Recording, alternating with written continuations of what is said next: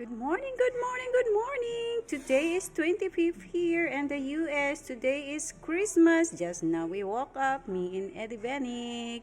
So we were gonna have a coffee. Because later on we're gonna going for party, family party. Having a breakfast. So this is our breakfast for today. Only coffee and cakes for now. We're getting ready to party. I don't have a lot of preparation today because I am so busy, guys.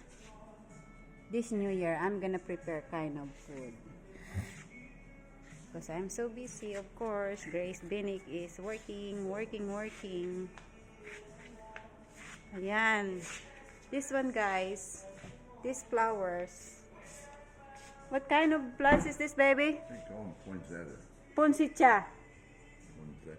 Poinsettia. We are calling this poncitcha, baby. Poncita daw. Poncita.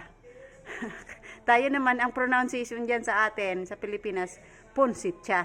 O ano daw yan? Poncita. Poncita.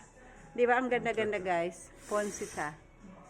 Poinsettia. Very normal yung pagka-red niya talaga, oh. Fresh yan, guys. Fresh plants. Ganda. Oh.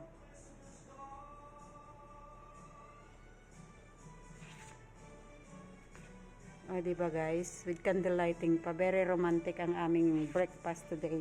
It's around 7 o'clock in the morning here, guys.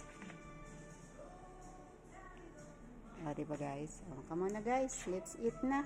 Have a breakfast. Preparing for the party. Alright, guys. See you later for my next update. Buyers. Bye-bye. Mwah-mwah. Choop-choop.